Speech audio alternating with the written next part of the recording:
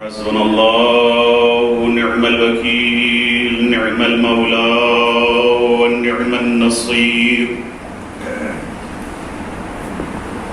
بسم الله الرحمن الرحيم. الحمد لله رب العالمين، الصلاة والسلام على أشرف الأنبياء والمرسلين، سيدنا ونبينا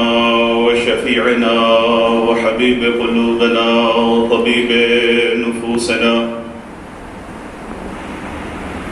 صاحب قاب وقوسين، جد الحسن والحسين بالزهراء بالقاسم محمد،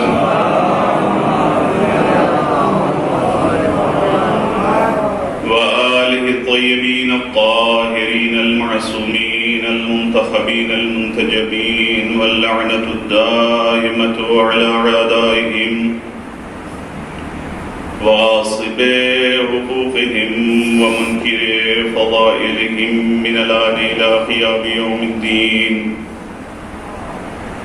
أما بعد، فقد قال الله سبحانه وتعالى في محكم كتابه المبين والفرقان الحميد،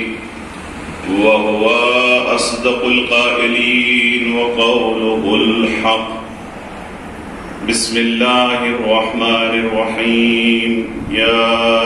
أيها الذين آمنوا قوا أنفسكم وأهليكم نارا وقودها الناس والحجارة. صلوات محمد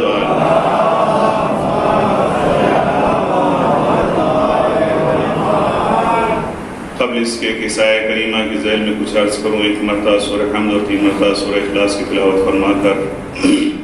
مرحومہ انجم زہرا بنت جناب انور علی صاحب مرحوم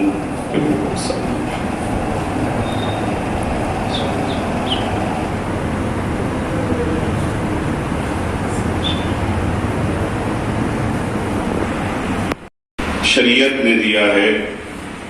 اور ایک منفرد مقام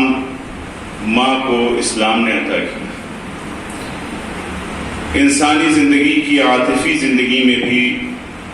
انسان کو گھر میں سب سے زیادہ لگاؤ اپنی ماں سے. اور میں اپنے بھائی وقار صاحب کے فرزندوں کے اولاد کے غم کو سمجھ سکتا ہوں، کیونکہ تازہ یہ غم میں نے بھی برداشت کیا. اس میں کوئی حقیقت نہیں کہ ماں کا کوئی بدیل نہیں ہوتا. لیکن محترم عزیز جو ابھی اشعار پڑھ رہے تھے قبل اس کے مسائل کریمہ کو، جس کو میں نے سرنامہ کلام قرار دیا، 2 باتیں عرض کر کے اپنے مقصد کی طرف آؤں کہ اشعار میں قدرت خداوند عالم میں کوئی بھی چیز خالی نہیں ہے. اللہ ہر چیز پر قادر ہے. بے شک ماں کا غم، ماں کا فراق ایسا غم ہے کہ جس کو انسان جلدی فراموش نہیں کر پاتا. لیکن ایسا نہیں ہے کہ پروردگار ہم اس کا بدیل نہیں دے سکتے. قدرت ہر شے پر قادر ہے، اور قدرت نے ہر شے کا بدیل دیا ہے، اور اس کی نظیر بھی کائنات میں تربیت دے کر پیغمبر اکرم نے بتا دیا کہ خدا کے حبیب کہہ رہے ہیں فاطمہ تو ام ابیہا، فاطمہ اپنے باپ کی ماں ہے. تو جب بیٹی اپنے باپ کی ماں بن سکتی ہے تو گھر میں آنے والی بہو بھی اور گھر میں رہنے والی بیٹی بھی اپنے بھائیوں کی ماں بن سکتی ہے اگر تربیت. لہذا ماں کا درجہ تو وہ نہیں پا سکتی، اس جگہ کو تو پورا نہیں کر سکتی، لیکن ہاں اس طرح سے پیار، محبت اور الفت دے سکتی ہے. لہذا ہمیں اپنے اشعار میں ایسے اشعار کہنے سے پرہیز کرنا چاہیے کہ جو ذو معنی ہو، جن کے 2 معنی لیے جائیں، اور مخالف اس سے غلط استفادہ اٹھا کر ہمارے مذہب کو یا ہمیں بدنام کریں. میں نے بھی اس مجلس کے لیے عنوان کے طور پر جس آیت کریمہ کو سرنامہ کلام قرار دیا ہے وہ سورہ تحریم کی 6 آیت ہے،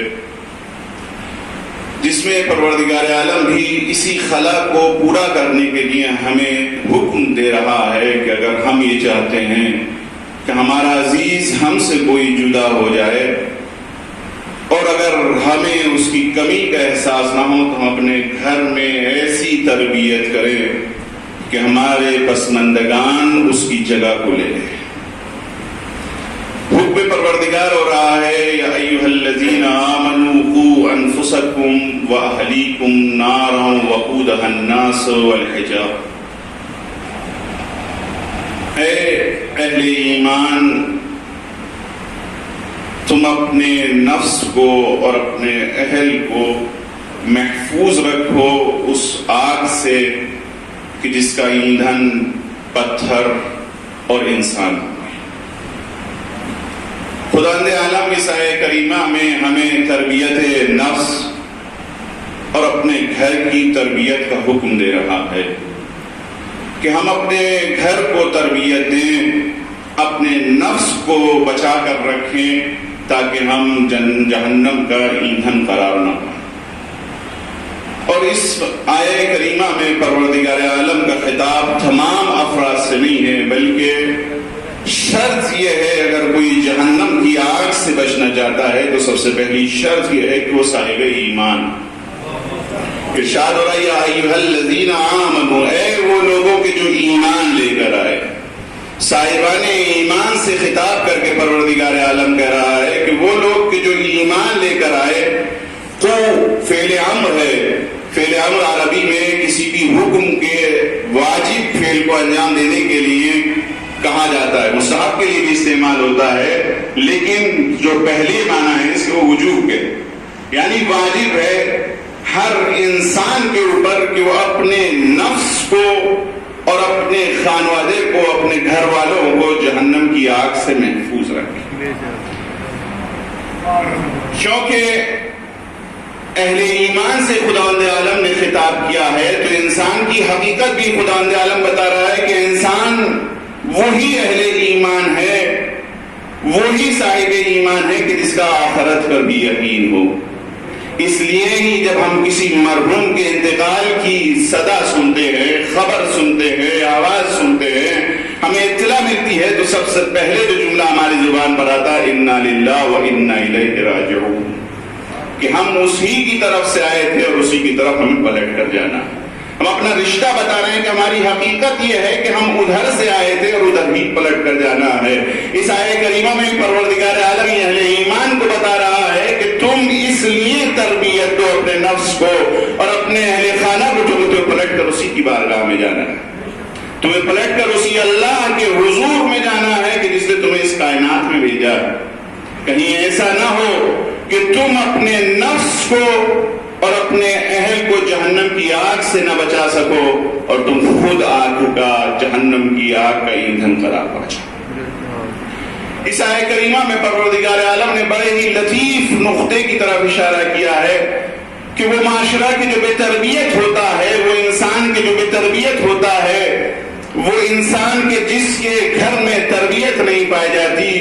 وہ انسان ایک پتھر کی طرح ہے. کیونکہ جہنم میں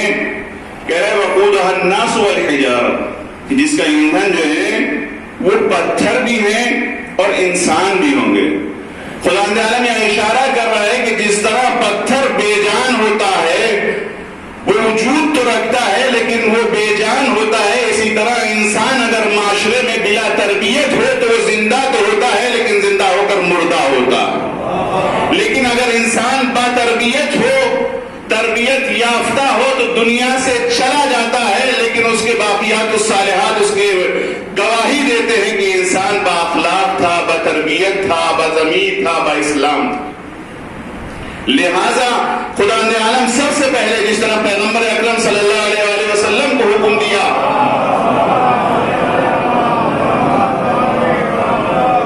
کہ اے میرے حبیب، جب تم اعلان رسالت کرنا چاہتے ہیں پیغمبر، جب حکم رسالت دیا جا رہا ہے تو پیغمبر کو سب سے پہلے کہا جا رہا ہے وانذر عشیرتک الاقربین، کہ پیغمبر سب سے پہلے اپنے رشتہ داروں کو خدا سے ڈراؤ. خدا کی طرف لوگوں کو جو دعوت دینا شروع کرو تو پہلے اپنے رشتہ داروں کو دعوت دو. اور یہ آیت بھی ہمیں یادداشت دے رہی ہے کہ سب سے پہلے ہمیں اپنے نفس کی تربیت کرنا چاہیے اور پھر اس کے بعد اپنے بچوں کی تربیت کرنا چاہیے. کیونکہ جب ہمارا نفس خوب تربیت یافتہ ہوگا، ہمارا بچے تربیت یافتہ ہوں گے تو خود بخود معاشرہ جو ہے وہ سنبھلتا چلا جائے گا. تربیت کہتے کس کو ہیں؟ اس کو علماء نے بہت مختلف معنی بتائے. لیکن سب سے بہترین جو میری نظر میں میرے مطالعے میں ہے وہ معنی یہ ہے کہ تربیت کا مقصد، تربیت کے معنی یہ ہے کہ انسان کو گمراہی سے نکال کر کمال کی طرف لے جائے۔ یہی آیت الکرسی میں جب ہم آخری آیت پڑھتے ہیں تو اس میں یہی کہتے ہیں کہ صاحبان ایمان وہ ہیں کہ جو انسان کو گمراہی سے نکال کر نور کی طرف لے جاتے ہیں۔ یہی تربیت کا ہدف اور مقصد ہے۔ اب یہ تربیت کا ہدف اور مقصد کبھی انفرادی ہوتا ہے، کبھی اجتماعی ہوتا ہے۔ انفرادی طور پر پروردگار عالم کہہ رہا ہے کہ تم اپنے نفس کو محفوظ رکھو، اور اجتماعی طور پر پروردگار عالم حکم دے رہا ہے کہ تم اپنے اہل خانہ کو رکھو۔ کیونکہ جب ہر اس آیت کریمہ میں خدا عالم قو کے ذریعے واجب کا حکم دے رہا ہے، جب ہر انسان اس واجب پر عمل کرے گا تو معاشرہ خود بخود تربیت یافتہ ہو جائے گا۔ کیونکہ جب ہر انسان یہ فکر کرے گا میرا بچہ تربیت یافتہ ہو، میں خود تربیت یافتہ ہوں، تو پورا معاشرہ خود بخود تربیت یافتہ۔ صادق آل محمد امام جعفر صادق علیہ السلام کی خدمت میں ایک انسان حاضر ہوتا ہے اور حاضر ہونے کے بعد کہتا ہے کہ فرزند رسول، اس کا مطلب کیا ہے کہ ہم اہل بیت کو، اپنے گھر والوں کو تربیت کریں؟ تو امام فرماتے ہیں کہ تم اپنے اہل بیت کی تربیت، ان کے واجبات، ان کو محرمات سے بچنا اور واجبات کو انجام دینے کے حکم سے کریں۔ جس گھر کے اندر بچے کو بچپن سے ہی یہ بتایا جائے، جیسا کہ اسلام کہہ رہا ہے کہ 7 سال کی عمر سے بچوں کو واجبات الہی پر عمل انجام دینے کا حکم دو، محرمات سے ان کو بچنے کے لیے کہو،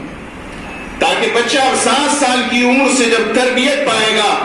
اور 9 سال میں جا کر حکم ہو رہا ہے کہ اگر تمہیں مارنا بھی پڑے تو ان کو پیٹو، اگر تنبیہ بھی کرنا پڑے تو اپنے بچوں کو واجبات اور انجام دینے کے لیے اور محرمات سے بچنے کے لیے اس حد تک بھی پیٹنا واجب جائز ہے کہ جس سے ان کے بدن پر نشانات نہ آئیں، پٹائی کا نشان نہیں آئے، اس حد تک پیٹنا جائز ہے۔ پھر اس کے بعد اس حدیث میں ارشاد ہوتا ہے کہ 10 سال کے جب یہ بچے ہو جائیں تو ان کو جدا جدا کر دو، ایک ساتھ ان کو نہ سونے دو۔ پھر اس کے بعد جب وہ اپنی عمر بلوغ پر پہنچیں گے تو تمہیں کہنے کی ضرورت نہیں ہوگی، جب وقت مؤذن اذان کا وقت کا اذان کہے گا تو تمہارے بچے خود بخود نماز کے لیے جائیں گے۔ ادھر رمضان کا چاند نکلے گا تمہارے بچے بغیر حکم دیے روزے رکھیں گے۔ اگر معاشرے میں برے کام ہو رہے ہیں تو تمہارے بچے خود بخود دوسروں کو روکیں گے، کیونکہ اگر خود تربیت یافتہ انسان ہوتا ہے تو تبھی برائی سے روک سکتا ہے، لیکن جب خود مجھ میں برائی پائی جائے تو میں برائی سے دوسروں کو نہیں روک سکتا۔ صادق آل محمد امام جعفر صادق علیہ السلام سے وسیع سوال کرتے ہیں کہ مولا یہ تو بہت سخت مرحلہ ہے، یہ تو آسان ہے کہ میں خود کو جہنم کی آگ سے محفوظ رکھ سکتا ہوں، لیکن یہ بہت سخت مرحلہ ہے کہ انسان اپنے بچوں کو، اپنے گھر والوں کو، اپنے خانوادے کو، اپنی زیر کفالت افراد کو جہنم کی آگ سے کیسے محفوظ رکھے؟ تو صادق آل محمد جواب دیتے ہیں، ابو وسیم، اگر تم ان کو محرمات سے روک رہے ہو اور واجبات کے انجام دینے کا حکم دے رہے ہو، اگر وہ تمہارے حکم کو مان کر اللہ کی اطاعت کرتے ہیں اور اس کے منع کردہ احکامات سے اجتناب کرتے ہیں تو تم نے اپنے واجب کو ادا کر دیا اور تم نے ان کو جہنم کی آگ سے بچا لیا۔ لیکن اگر وہ تمہارے کہنے کو نہیں مانتے تو تم نے اپنے اوپر جو ایک واجب تھا تم نے کم سے کم اس واجب کو تو ادا کر دیا، کیونکہ ہر انسان کی قبر میں جدا جدا سوال ہوگا۔ جب میں قبر میں پہنچوں گا تو مجھ سے میرے بارے میں ہی سوال کیا جائے گا کہ تم نے اپنے واجبات کو ادا کیا یا نہیں کیا۔ تو میں بارگاہ ہدیت میں کہہ سکتا ہوں پروردگار میں نے اپنے نفس کی بھی تربیت کی اور اپنے اہل کو بھی میں نے دعوت دی، لیکن اگر نہ میں خود اپنے نفس کی تربیت کروں اور نہ اپنے اہل کی دعوت دوں تو پھر معاشرے میں فساد ہی ہوتا ہے۔ معاشرے میں فساد صرف اس بات کا نام نہیں ہے کہ نماز نہ پڑھیں، روزہ نہ رکھیں، حج نہ کریں، زکوٰۃ نہ دیں، بلکہ معاشرے میں فساد یہ بھی ہے کہ ہم محرمات سے نہ روکیں، برائیوں سے لوگوں کو نہ روکیں، برائیاں معاشرے میں جو پائی جاتی ہوں ان سے لوگوں کو نہ روکیں، معاشرے میں برائیوں کا پائے جانا. ہم چھوٹی چھوٹی سی برائیوں کو یہ سوچ کر گزر جاتے ہیں تو مکروہ ہے. اس میں کیا ہوا؟ نماز تو پڑھ رہے ہیں, روزہ تو رکھ رہے ہیں, حج تو کر رہے ہیں, زکوٰۃ تو دے رہے ہیں, لیکن عزیزوں جس طرح حسد کے لیے کیا کہا کہ ان الحسد یاکل الحسنات کما تاکل النار الحطب, کہ حسد جو ہے وہ تمام اچھائیوں کو اس طرح سے کھا جاتا ہے کہ جیسے آگ لکڑی جو ہے اس کو آگ کھا جاتی ہے. تو ایک حسد جس کو ہم چھوٹی سی بیماری سمجھتے ہیں, چھوٹی سی چیز سمجھتے ہیں, جب وہ تمام حسنات کو ہمارے ختم کر سکتی ہے, تمام حسنات کو حفظ کر سکتی ہے, تو یہ کیسے ہو سکتا ہے کہ میں نماز تو پڑھوں لیکن دکان پر بیٹھوں تو کم تو لوں؟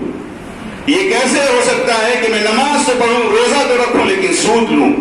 یہ کیسے ہو سکتا ہے کہ میں نماز تو پڑھوں, روزہ تو رکھوں لیکن میرے معاشرے میں برائیاں ہوتی رہیں اور میں خاموش دیکھتا رہوں؟ میرے معاشرے میں لوگ آپس میں اختلاف ہوتا رہے, صلہ رحم نہیں پایا جائے, لوگوں میں دوریاں ہو رہی ہوں, میں جا کر کندھے تو تھپتھپاؤں کہ ہاں بھائی صحیح ہے, اس نے تمہارے ساتھ برا کیا, تم نے بھی اچھا کیا, اور یہ نہ کروں کہ ان دو اختلاف والوں کو آپس میں جڑواؤں. تو نماز صرف عبادت کافی نہیں ہے بلکہ عبادت کو محفوظ رکھنے کے لیے خدا تعالیٰ کہہ رہا ہے یا ایھا الذین آمنوا, اے ایمان والوں, صرف ایمان کا رکھ لینا کافی نہیں ہے کہ ہم صاحب ایمان ہو گئے, اس ایمان کو محفوظ رکھنا بھی ضروری ہے. وقودھا الناس, کہ تم جو ہے اس کو جہنم کی قوا انفسکم واہلیکم, کہ اپنے آپ اور اپنے نفس کو اس ایمان کو محفوظ بھی رکھو, کیونکہ دنیا میں جب ہمارا جسم ہے تو جسم میں بیماریاں بھی ہوتی ہیں, اور جب روح خدا نے دی ہے تو اس روح کی بھی بیماریاں ہوتی ہیں. جس طرح جسم کی بیماریوں کا ہم خیال کرتے ہیں اس طرح سے ہمیں روح کی بیماریوں کا بھی خیال کرنا چاہیے. تربیت ہی ایک ایسا بالا ہدف تھا, ایک اتنا بلند ہدف تھا کہ پروردگار عالم نے تمام انبیاء کو جو بھیجا اور ان کے بعد انبیاء کے بعد جو معصومین کا سلسلہ اس کائنات میں ہے, تو سب سے بڑا ہدف سب کا وہ تربیت نفس ہے اور تربیت معاشرہ. آدم سے لے کر خاتم تک اور ختم المرسلین سے لے کر ہمارے امام زمانہ عجل اللہ تعالیٰ فضلہ شریف تک, اللہ کے تمام نمائندوں کا ہدف اور مقصد ہی یہ ہے صلوات بر محمد و آل محمد,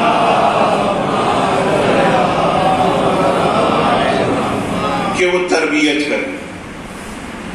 اسلام جو پروان چڑھا ہے وہ تربیت اور اچھے اخلاق کی وجہ سے چڑھا ہے, کیونکہ خدا عالم ارشاد فرما رہا ہے کہ اللہ نے مومنین کے اوپر یہ احسان کیا ہے کہ اس نے انہی کے درمیان میں سے رسول بھیجا تاکہ وہ ان کی ہدایت کریں, ان کی تزکیہ نفس کریں اور ان کو تعلیم دیں, اور پھر ان کو گمراہی سے نکال کر ہدایت کی طرف لے کر جائیں. اور پیغمبر اکرم بھی یہ کہہ رہے ہیں کہ میری بھیجنے کا مقصد ہی یہ ہے, میری بعثت کا ہدف اور یہی ہے کہ مجھے اس لیے بھیجا گیا ہے کہ تاکہ میں لوگوں کو مکارم اخلاق سکھاؤں, لوگوں کو اخلاق کی بلندیوں پر لے کر جاؤں. تو خدا نے عالم نے نہ صرف یہ کہ پیغمبر اور معصومین علیہ السلام کو تربیت کے لیے بھیجا, بلکہ اس نے اس انسان کو عقل بھی دے دی ہے تاکہ وہ عقل کے ذریعے سے پہچان لے کہ حق کیا ہے, باطل کیا ہے, برا کیا ہے, صحیح کیا ہے. عقل دے کر تمام جانوروں سے انسان کو یہی انفرادیت بخشی ہے کہ اس کو تربیت دے, اس کو ہدایت دے, اس کو کمال تک لے کر جائے, کیونکہ انسان کو پیدا کرنے کا مقصد بھی یہی ہے. یہ دنیا میں جو حیات اور موت کا سلسلہ ہے سورہ تبارک پہ جیسے سورہ ملک کی آپ تلاوت کرتے ہیں, اس میں خدا عالم نے جو ہدف اس کائنات میں انسان کے بھیجنے کا بتایا وہ صرف امتحان ہی ہے, کہ خدا عالم ہمارا امتحان یہاں پر لینا چاہتا ہے تاکہ وہاں اسی امتحان میں جیسے نمبر لے کے آئیں گے اسی کے حساب سے مقام و منزلت ہوں گے. اور اہل بیت یہ ہرگز گوارا نہیں ہے اہل بیت علیہ السلام کو کہ ان کے چاہنے والا امتحان میں فیل. کوئی بھی استاد, کوئی بھی ٹیچر یہ گوارا نہیں کرتا کہ اس کا شاگرد امتحان میں فیل ہو. بہت سے استاد یہاں پر موجود ہیں, جب استاد کاپی چیک کرتا ہے تو خون کے آنسو روتا ہے جب بچے کو فیل کرتا ہے، کیونکہ اس نے محنت کر کے پڑھایا ہے. لیکن جس معصوم نے اپنی اولاد اور نسل کو، اپنے اہل بیت کو، جگر کے ٹکڑوں کو صرف اسی لیے راہ خدا میں قربان کیا ہو کہ معاشرے کی اصلاح کر سکے، معاشرے کو نجات دلا سکے، انسانیت کو کمال تک لے جا سکے، تو اس کا فرزند جب پردہ غیبت میں شب جمعہ اس کے سامنے ہمارے اعمال جائیں تو وہ کیوں نہ گریا کرے. لہذا ہمیں یہ سوچنا چاہیے کہ ہمارے معصومین علیہ السلام چاہے زندہ ہوں، اس دنیا میں موجود ہوں یا پردہ غیبت میں ہوں، یا ہمارے سامنے موجود ہوں، ہمارے اعمال ان کے سامنے پیش کیے جاتے ہیں،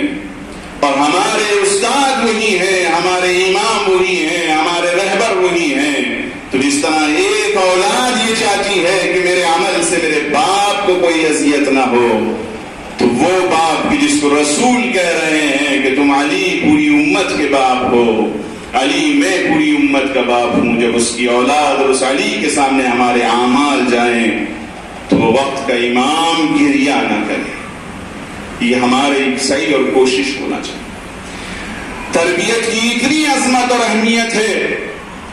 کہ قرآن کریم کی آیات کی دو طرح سے تفسیر کی جاتی ہے. ایک تفسیر ظاہری ہوتی ہے، ایک تفسیر باطنی ہوتی ہے. کہ ظاہری طور سے جو قرآن میں نظر آ رہا ہے، جیسے کہ سورہ قدر کے لیے ہے کہ ظاہری طور پر سورہ قدر سے مراد وہ شب قدر ہے کہ جس میں پروردگار عالم نے قرآن کریم کو نازل کیا. لیکن صادق آل محمد امام جعفر صادق علیہ الصلوۃ والسلام کا ارشاد گرامی ہے، آپ فرماتے ہیں اس سورہ کی تفسیر میں کہ قدر سے مراد حضرت زہرا سلام اللہ علیہا ہے، لیلۃ قدر سے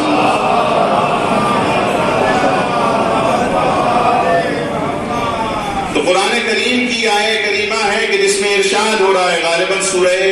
مائدہ کی آیت ہے، اس وقت یاد نہیں آ رہا کہ سورہ کی آیت ہے کہ جس میں ارشاد ہو رہا ہے فَكَأَنَّمَا أَحْيَا النَّاسَ جَمِيعًا، کہ جس نے بھی بغیر کسی سزا کے، بغیر کسی جرم کے، کہ جو اسلام میں شریعت میں جس کا لیے جواز قتل ہے، اگر کسی انسان کو قتل کر دیا تو گویا اس نے پوری انسانیت کو قتل کر دیا. وَمَنْ أَحْيَاهَا فَكَأَنَّمَا أَحْيَا النَّاسَ جَمِيعًا، اور جس نے بھی اگر ایک انسان کو زندگی عطا کر دی تو گویا اس نے پوری کائنات کو زندگی دے دی، پوری انسانیت کو زندگی دے دی. تو اس آیت کریمہ کا ظاہر یہ ہے کہ انسان قتل سے اجتناب کرے، اور اگر کوئی کسی کے قتل پر آمادہ ہو تو اس کو آگے بڑھ کر روک لے تاکہ کوئی کسی کا قتل نہ کرے. اور اس انسان کو دوسرے کے قتل سے روکنے کا ثواب اتنا ملے گا کہ جیسے کہ اس نے پوری انسانیت کو زندہ کر دیا. یہ ظاہری تفسیر ہے اس آیت کریمہ. لیکن باطنی تفسیر میں صادق آل محمد امام جعفر صادق علیہ السلام کا ارشاد گرامی ہے. امام فرماتے ہیں کہ اس آیت کریمہ میں پورے لوگوں کو زندگی دینے کا مقصد اور مراد یہ ہے کہ اگر کسی انسان نے کسی گمراہ انسان کو، بغیر تربیت یافتہ انسان کو اگر اس نے ہدایت دے دی اور اس کی تربیت کر دی، اور وہ انسان اس کے کہنے سے تربیت پا گیا اور ہدایت پا گیا، تو گویا اس نے پوری کائنات کو زندگی دے دی. یہ عظمت ہے تربیت کی کہ گویا انسانیت، اگر کسی انسان کی آپ تربیت کر دیتے ہیں، کسی انسان کو اگر آپ صحیح راہ پر لے آتے ہیں، کسی انسان کو اگر صراط مستقیم پر لے آتے ہیں، تو گویا تم نے پوری کائنات کو زندگی عطا کر دی. یہ فضیلت ہے تربیت کی، یہ عظمت ہے تربیت کی. اور اسی تربیت کے لیے تمام انبیاء نے دنیا میں زحمتیں اور مشکلیں اٹھائی ہیں. جب یہ آیت کریمہ نازل ہوئی تو پیغمبر اکرم کے سامنے ایک نوجوان تھا. جب یہ پیغمبر نے آیت کی تلاوت کری وہ بے ہوش ہو کر گر گیا. تو پیغمبر اکرم جواب دیتے ہیں کہ خوش نصیب ہے انسان کہ جس نے اپنے نفس کو جہنم کی آگ سے محفوظ رکھی. خوش نصیب ہے وہ فرد کہ جس نے اللہ کے حکم کو سنا اور اس پر غشی طاری ہو گئی. لیکن آج ہر انسان اپنے نفس سے سب سے زیادہ بہتر جانتا ہے، چونکہ حدیث اور روایات میں بھی ہے اور قرآن میں بھی ہے کہ انسان جو ہے وہ اپنے نفس کو سب سے بہتر جانتا ہے. اپنے نفس سے زیادہ کوئی بھی انسان دوسرے انسان کا حساب کتاب نہیں کر سکتا. میں ہی جانتا ہوں کہ میں نے کتنے گناہ کیے، کتنی اچھائیاں کی، دن بھر میں کتنے گناہ کر رہا ہوں، کتنی اچھائیاں. دوسرا تو وہ صرف انہی گناہوں کی طرف میرا اشارہ کر سکتا ہے کہ جن گناہوں کو میں نے ظاہری طور سے سب کے سامنے انجام دیا ہو. لیکن گناہ ایسے نہیں ہے کہ جو صرف ظاہری طور پر انجام دیے جاتے ہیں، بلکہ باطنی طور پر بھی انسان گناہوں کو مرتکب ہوتا ہے. اس آیہ کریمہ کے نازل ہونے کے بعد پیغمبر اکرم صلی اللہ علیہ وآلہ وسلم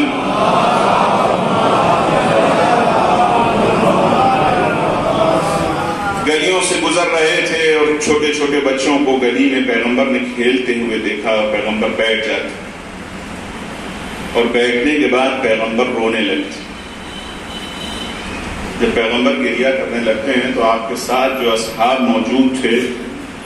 انہوں نے فوراً سوال کیا کہ یا رسول اللہ ایسا کیا ہو گیا کہ آپ گریہ کرنے لگے، آپ رونے لگے، آپ کیوں گریہ کر رہے ہیں، آپ کیوں رو رہے ہیں؟ پیغمبر اکرم صلی اللہ علیہ وآلہ وسلم ارشاد فرماتے ہیں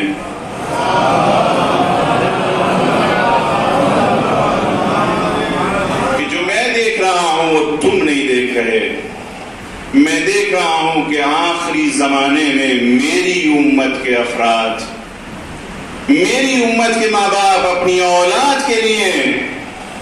ان کی حاجات سے زیادہ ان کے کھانے پینے کا انتظام کریں گے، کھانے پینے کی فکر کریں گے، ان کے اوڑھنے پہننے کی فکر کریں گے. لیکن آنے والے زمانے میں دیکھ رہا ہوں کہ جس طرح سے ان کے ماں باپ کھانے پینے، رہنے، اوڑھنے پہننے کی فکر کریں گے، اس طرح سے ان کے اعمال کی فکر نہیں کریں گے. پیغمبر ہمارے دور سے آخری زمانے سے گریہ کر رہے ہیں. ایسا نہ ہو کہ پیغمبر کے ان گریوں میں اضافہ ہو اور ہم اس کے ایک سبب قرار پائیں. کیونکہ معاشرہ تبھی کوئی معاشرہ زندہ معاشرہ کہلاتا ہے کہ جس معاشرے میں انسان تربیت یافتہ ہو، افراد تربیت یافتہ ہو. موت ہر انسان کو آنی ہے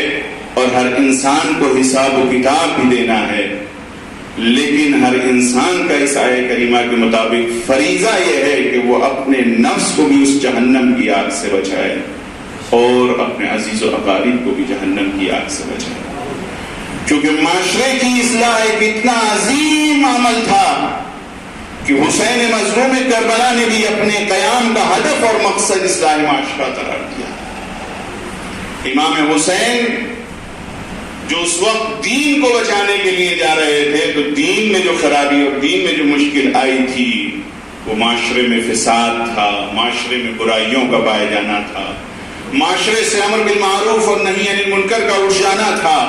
یہی وجہ ہے کہ امام حسین مظلوم کربلا اپنے بھائی محمد حنفیہ کو جب وصیت تحریر کرتے ہیں تو ارشاد فرماتے ہیں انی لم اخرج شرا ولا بطرا ولا ظالما ولا مفسدا وانما خرجت لطلب الاصلاح في امه جدي رسول الله صلى الله عليه واله وسلم واريد ان امر بالمعروف وانهى عن المنكر واسير بسيره جدي رسول الله وسيره ابي علي بن ابي طالب عليه الصلاه والسلام.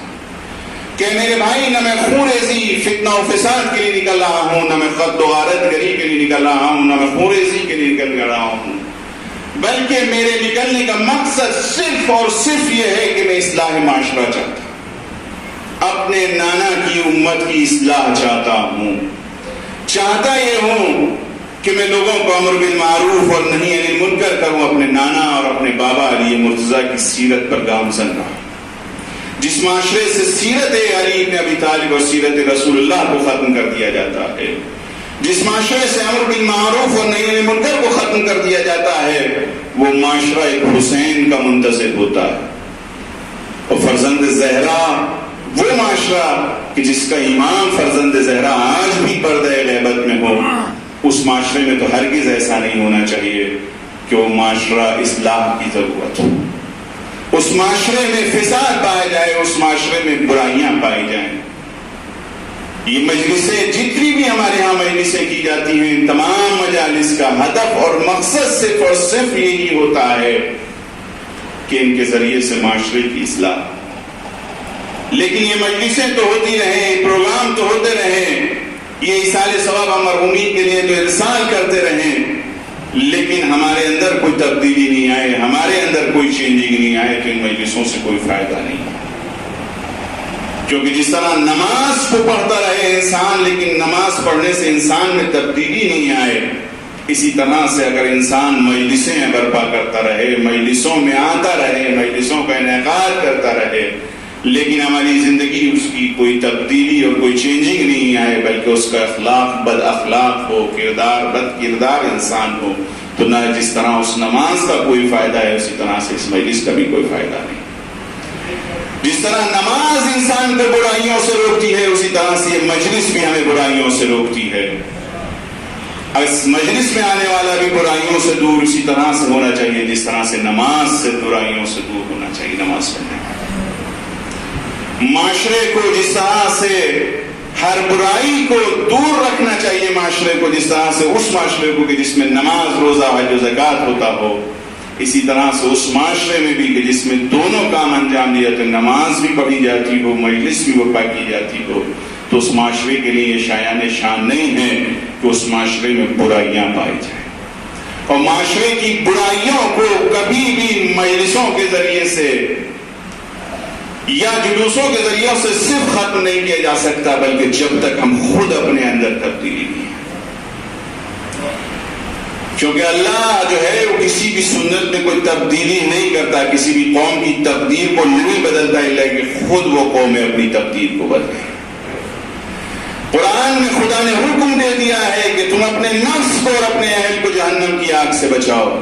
اگر ہر فرد یہ کوشش کرنے لگے تو معاشرہ خود بخود ایسا معاشرہ بن جائے گا کہ ہمیں دعائے فرج پڑھنے کی ضرورت نہیں ہوگی، بلکہ ندائے غیبی آئے گی، جان حق وزحق الباطل ان الباطل کان زہوقا۔ صلوات بر محمد وآل